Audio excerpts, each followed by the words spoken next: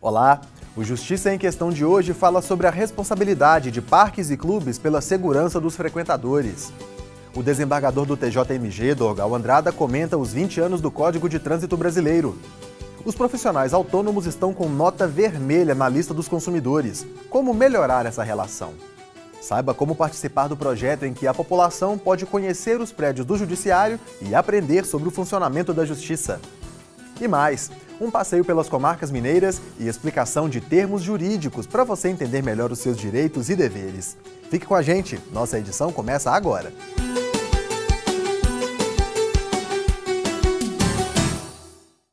No início deste ano, as férias que deveriam ser um período de diversão acabaram em tragédia para duas famílias. Em um dos episódios, um garoto foi arremessado de um brinquedo inflável instalado em um ponto turístico de Belo Horizonte. O outro acidente provocou a morte por afogamento de duas meninas em um clube da capital. Confira na reportagem a responsabilidade dos envolvidos e como prevenir esse tipo de acidente. O poeta Guimarães Rosa escreveu que felicidade se acha em horinhas de descuido.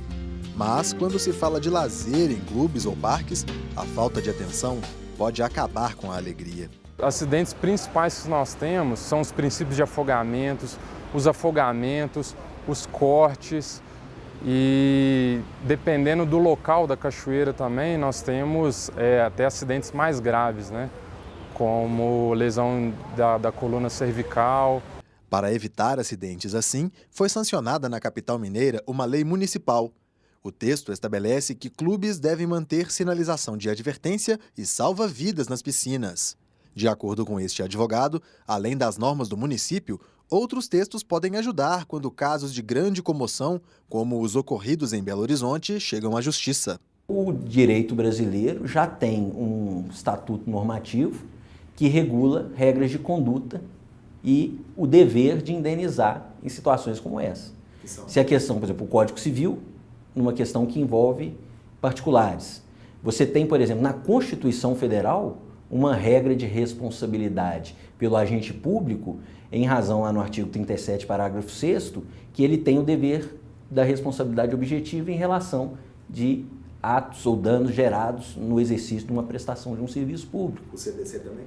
O Código de Defesa do Consumidor, regulando relações de consumo, que estabelece para o prestador de serviço, para o fornecedor de um determinado produto, a responsabilidade ou dever de responsabilidade para garantir segurança. Os acidentes ocorridos em Belo Horizonte acenderam um alerta para os cuidados com crianças em áreas de lazer, mas também apontaram indícios de falta de segurança nos estabelecimentos destinados à diversão. Será que a responsabilidade, de fato, é só dos estabelecimentos? Todos são responsáveis. A questão é saber quem deu causa ao acidente. A causa do acidente partiu, por exemplo, de uma negligência do pai em vigiar seu filho, o pai será responsável pelo ato do filho. A causa do acidente partiu em razão de uma negligência do estabelecimento em não gerar segurança para a criança que estava lá, a responsabilidade será do estabelecimento. Então é preciso ver o caso concreto. Vou dar um exemplo. Um clube. Se eu estou jogando bola e em razão da partida de futebol quebra a perna, é óbvio que o clube não é responsável por isso. Agora, se eu quebrei a perna porque a grama sintética estufou e em razão disso meu pé ficou preso e eu tive um rompimento de ligamento ou eu quebrei a perna em razão disso, aí eu atraio a responsabilidade do clube. Por isso, é dever dos pais ou responsáveis procurar locais que tenham salva-vidas, não nadar em lugares com avisos de perigo ou poluídos, permanecer perto da margem, não saltar de locais elevados, não fazer refeições pesadas antes de entrar na água e, o mais importante, vigiar constantemente as crianças, não confiar só nos equipamentos de segurança. Porque muitos pais colocam aquelas boias de braço e aquilo traz uma falsa impressão de segurança, que mesmo com as boias as crianças podem afogar, porque elas vão manter o corpo flutuando, mas elas podem projetar a cabeça para frente e vir aspirar a água, né, e acabar se afogando. Os parques de diversão também possuem regras. Em 2011, foram lançadas normas técnicas estabelecendo requisitos de segurança. Entre os pontos principais está o reparo dos brinquedos. Neste parque, em Belo Horizonte, segurança é palavra de ordem. Nós fazemos manutenção preventiva seguindo um checklist semanal que foi elaborado pelo engenheiro que é responsável. E isso é feito semanalmente e gera documentos, né? A gente gera um laudo semanalmente desse material todo. Nós fazemos esses exames de imagem, esses ultrassons, para garantir. Isso é uma preditiva, né? Uma manutenção preditiva, que é uma manutenção que nos faz enxergar coisas que a gente não consegue visualizar, né? Que é fissuras, início de trincas internas dentro dos eixos. Além da manutenção, há placas orientando se o cliente tem a altura ideal para entrar no brinquedo e esclarecendo o que é proibido. E, é claro, vale seguir a dica de quem entende do assunto. Se observar falta de cuidado com os brinquedos, desconfie. O brinquedo tem que estar bem conservado, pintado, nível de ruído, né? Tranquilo, porque se tiver com um ruído muito alto, estalos e coisas assim, há de se preocupar. Fique atento, porque mesmo se tratando de espaços destinados ao lazer, com segurança não se brinca.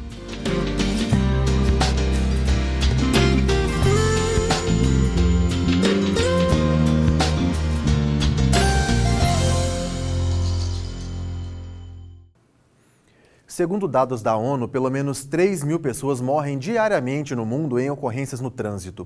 Por aqui, o cenário também é preocupante. O Brasil aparece em 5º lugar no ranking mundial, com cerca de 47.000 mortes no trânsito por ano. O Código de Trânsito brasileiro, muitas vezes ignorado por quem está no volante, entrou em vigor há 20 anos e ainda não conseguiu mudar essa realidade. Que reflexão podemos tirar disso? Bem, desembargador Dorgal Andrada, desde a implantação do Código de Trânsito Brasileiro em 1998, uma série de medidas positivas foram sendo adotadas, né, como a lei seca, né, a cultura do brasileiro em adotar o uso do cinto de segurança, o uso da cadeirinha também para crianças. O senhor pode dizer que estas foram umas medidas positivas que o Código trouxe? Eu tenho para mim que todas essas providências que foram feitas e que você mencionou sempre reduziram o número de acidentes. E nesses 20 anos do Código de Trânsito, houve uma mexida, houve uma conscientização maior da população em relação aos problemas do trânsito, aos acidentes de trânsito, morte do trânsito. E foi tudo muito positivo a vinda do novo Código de Trânsito. Certo. E de 2009 a 2016, o total de óbitos no trânsito saltou de 19 para 23,4 por 100 mil habitantes. Por que mesmo com todas essas medidas, o senhor acredita que esse número aumentou? Esse período aí foi justamente um período em que houve um crescimento de carros na rua brutal. O número de carros que foram vendidos e que estão na rua cresceu muito. Em razão de ter aumentado esse número de veículos na rua, proporcionalmente também aumentou o número de acidentes, mas eu penso que aumentou menos do que foi o número proporcional de carros que estão na rua. Certo. E como aplicar as punições corretamente sem que isso caia aí na indústria da multa? A indústria da multa, ela, lamentavelmente, me parece que de certa forma é até ilegal. O Código de Trânsito, eu me lembro quando ele veio, ele exige que para a existência do radar tem que ter uma sinalização avisando a existência do radar. Essa sinalização é mais importante até do que o radar, porque ela causa no motorista a diminuição nos casos de velocidade alta, a diminuição da velocidade, e que diminuindo a velocidade você evita o acidente. Então isso é a placa, a sinalização avisando o radar. Não havendo essa placa, a sinalização não comunica o radar, ninguém diminui a velocidade e o acidente ocorre, quer dizer, o radar não evita o acidente. Então está havendo inversão de valores. Certo. E de que forma a Justiça tem agido e a lei tem sido aplicada, né, para evitar aí que os parentes mesmo e até as vítimas de acidentes de trânsito não tenham aquele sentimento de impunidade? O que existe no Código de Trânsito é uma rapidez na punição administrativa. É a multa que é aplicada administrativamente pelo DETRAN, pelo DENIT, pelas polícias. Agora, quanto ao ressarcimento, aos danos sofridos pelas vítimas, isso é uma questão judicial e demora muito, realmente, a justiça. Eu defenderia que houvesse uma multa também de indenização à vítima, uma multa administrativa, que fosse rápida, ao mesmo tempo que se recebe uma multa para o poder público, a vítima também tivesse o mesmo direito de uma multa administrativa. E os crimes aí têm recebido punições mais severas. Os crimes têm, inclusive está havendo um entendimento de que os acidentes de trânsito com o motorista embriagado, em alta velocidade, ele se enquadraria mais no homicídio doloso. E o homicídio doloso vai ao júri, e o júri, a pena mínima é 8 anos, 6 anos. Então já começa com uma pena muito alta. Muito obrigada. No próximo bloco, o direito do consumidor na contratação de profissionais autônomos. Voltamos em instantes.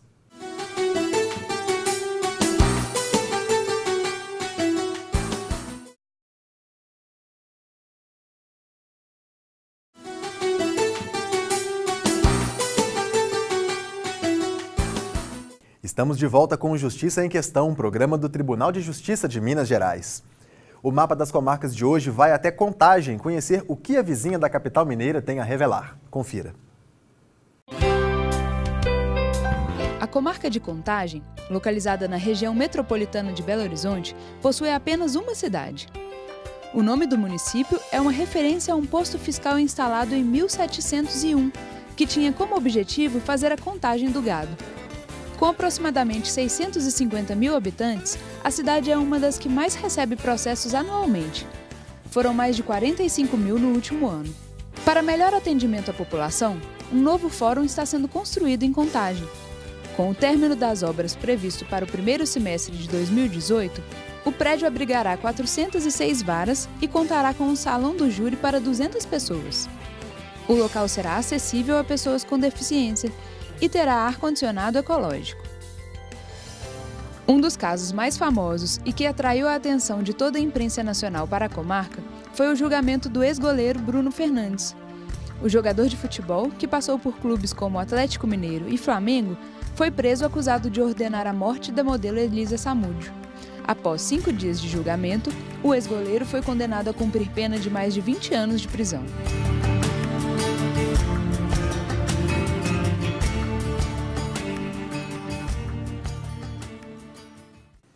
Uma pesquisa divulgada pelo PROCON de Minas Gerais aponta que profissionais autônomos, como eletricistas, pedreiros e encanadores, figuram entre os que mais recebem reclamações no ranking de queixas.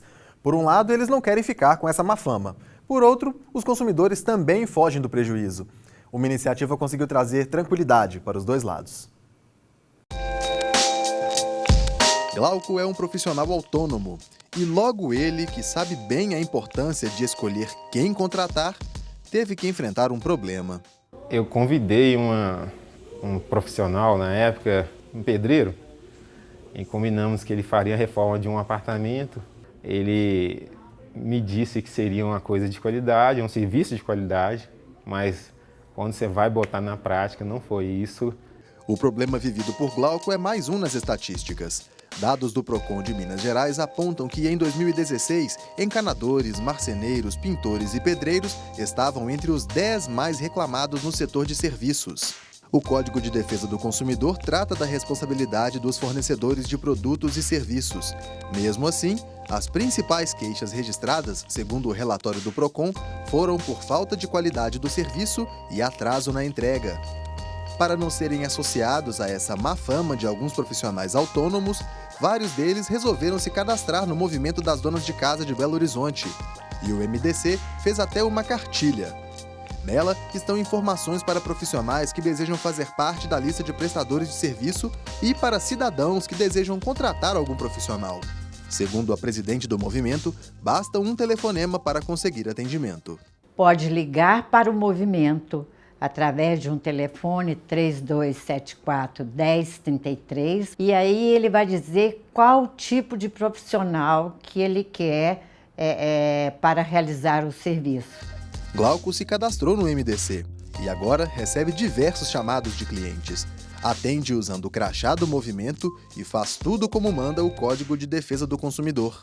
O orçamento é sem compromisso, não é cobrado nenhuma taxa de visita, né? Aí eu faço uma abordagem inicial, perguntando o que seria, o que ela está necessitando no momento. Aí eu vejo se realmente enquadra dentro da minha profissão, né, como eletricista, né? Se for assim, a gente marca uma data, um horário, eu visito a casa ou o comércio, faço uma avaliação daquilo que ela está me pedindo. Se o preço não agradar, o consumidor pode ligar e pedir orçamentos de outros profissionais. E se o serviço não for bem prestado, é direito do consumidor pedir que seja refeito. Só não pode deixar de informar ao movimento das donas de casa. Uma coisa muito importante que nós pedimos a todos que solicitam e que fazem serviço com os nossos profissionais é dar o retorno para o movimento, feedback para o movimento. Se o serviço ficou bom, se ficou a contento, como é que ficou o serviço, para que a gente possa pontuar a nota desse profissional, né, desse prestador de serviço, e a gente faz uma relaçãozinha de 3 em 3 meses dos profissionais nota 10. Se não cumprir tudo direitinho, o profissional pode ser advertido e até mesmo expulso do quadro de prestadores de serviço. Vale o aviso, não importa de onde vem o profissional autônomo. Se o consumidor tiver algum problema, deve procurar os órgãos de defesa.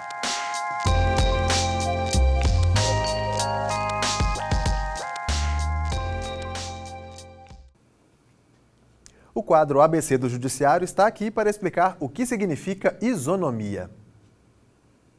Você por acaso já ouviu falar no que é isonomia? Já ouvi falar? Não sei o que é isonomia. Isonomia é igualdade, seria mais ou menos isso. Igualdade, paridade de direitos. Isonomia? Iso é igual, nomia deve ser igual a alguma coisa. O termo isonomia tem origem grega. O iso significa mesmo e nomos quer dizer lei. É um princípio previsto no artigo 5º da Constituição Federal, em que se considera que todas as pessoas são iguais perante a lei. Assim, de acordo com tal princípio, os méritos iguais devem ser tratados de modo igual, e as situações desiguais, desigualmente, já que não deve haver distinção de classe, grau ou poder econômico entre os homens. A gente volta daqui a pouco para falar sobre o programa Conhecendo o Judiciário. Fique conosco, Justiça em Questão volta já.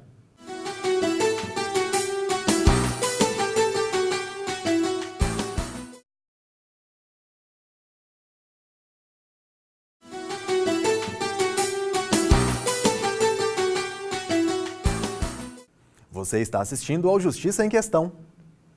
Você gostaria de entrar nos prédios do Judiciário Mineiro e saber como é o funcionamento da Justiça? Um programa desenvolvido pelo TJMG recebe grupos de estudantes e coletivos sociais para visitas guiadas, palestras e atividades lúdicas. Acompanhe na reportagem de Silvana Monteiro. Conhecimento. Ato de perceber ou compreender por meio da razão ou da experiência. É a plenitude desse significado que se aplica a um programa desenvolvido pelo Tribunal de Justiça de Minas.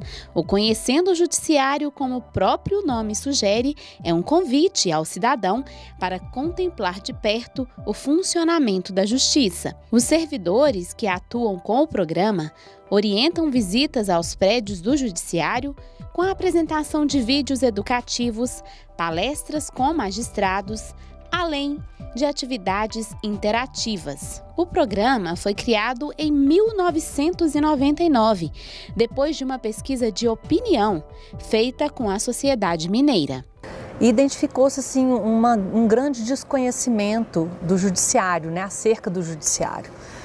Então, com o objetivo de aproximar a sociedade do judiciário, né, para conhecer mesmo as atividades, para conhecer a função do judiciário, é que foi criado o programa em 1999. É um programa de relacionamento do Tribunal de Justiça com a sociedade, né? E como tal, ele objetiva então não somente informar, mas que a partir dessa informação e a partir das atividades feitas, haja a produção do conhecimento, né, a partir disso aí. O desembargador Oswaldo Oliveira Firmo, palestrante e colaborador do programa, destaca pontos importantes dessa ferramenta institucional. O primeiro que é o lado institucional, que ele é um veículo que enseja o cidadão ter acesso ao judiciário de uma forma diferenciada, uma forma nova, porque até então não havia isso. E tem um lado que eu acho, para nós que estamos de alguma forma engajados nesse projeto, que nós, os magistrados, embora eu fale em meu nome próprio, mas eu percebo que é uma oportunidade de nós dialogarmos com este mesmo cidadão, que nos processos é um jurisdicionado, né? Mas que naquele momento é um cidadão que não está ali com aquele temor reverencial, às vezes, com aquela apreensão de saber o que vai sair daquela audiência, daquela decisão judicial, daquele despacho, etc. Em 19 anos de existência, o programa Conhecendo o Judiciário já promoveu a visita de mais de 130 mil pessoas aos prédios da Justiça Mineira. A maioria dos visitantes é recebida aqui, no Salão Nobre do Palácio da Justiça, que fica no centro de Belo Horizonte. Uma das propostas da visita ao Salão Nobre do Palácio Rodrigues Campos é o júri simulado. Os participantes se animam com a possibilidade de se tornarem, por alguns instantes, juízes, advogados, promotores, réus e defensores, vivendo assim, de forma lúdica, a prática de um julgamento. Eles são voluntários, normalmente. Depois, então, o juiz chama alguém para ser o Ministério Público, o escrivão. Então, eles entendem tudo, né? Todas as funções, tudo que acontece mesmo numa audiência, né? Aí eles entendem o que são os desembargadores, que julgam em grupos de 5, em câmaras. Eles veem como é que é difícil decidir, porque eles ficam muito na dúvida. E entendem perfeitamente o que é a primeira, a segunda instâncias. Alguns alunos saem com a certeza de que vão enveredar pelo campo da justiça. Uns passam a se interessar pelas carreiras de juiz, promotor, advogado. A Esther Martins fez o papel de juíza na simulação. Testemunha do réu. Nome completo. Júri está falando verdade, somente a verdade. Ela também já pensa em buscar por uma carreira ligada ao direito. Olha, eu gostei muito, foi uma experiência muito boa. Poder aprender mais é sempre bom, né? Aprender mais, saber, conhecer muito. Ainda mais eu que quero essa área, que quero aprender um pouco, muito sobre direitos. Pretendo ser uma futura delegada, em nome de Jesus. É isso aí, gostei muito de estar aqui. Podem participar estudantes das redes municipal e estadual de ensino, escolas particulares, universitários, grupos de idosos e coletivos sociais.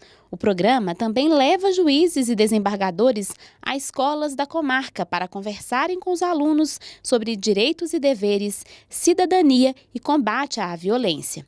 A professora Landry Porto sempre leva os alunos da escola em que trabalha para participar do Conhecendo. Depois, ela aplica e desenvolve na sala de aula o conteúdo apresentado no programa. Dentro do nosso conteúdo de estudo, nós estudamos os pensadores.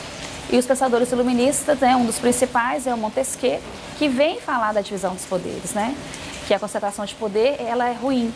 Então ele vem propor a divisão dos poderes em executivo, legislativo e judiciário. Então, para mim, era in loco dar a possibilidade para eles aprofundar o conteúdo, conhecendo o poder judiciário. O diferencial que eu percebi lá, com um lúdico, com um pedagógico, com um didático muito grande, que veio ao encontro do que eu queria para o meu conteúdo.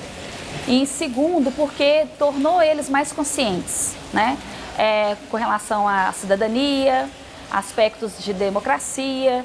Além das palestras e do júri simulado, o público também pode conhecer o Museu da Memória do Judiciário Mineiro, que tem em seu acervo processos que marcaram a história da justiça em Minas, além de móveis e objetos antigos. O cidadão que tiver interesse em agendar uma visita ou juiz que desejar implantar o programa na comarca, podem fazer a solicitação pelo site tjmg.jus.br. Clique na aba Cidadão, depois em Ações e Programas e escolha a opção desejada.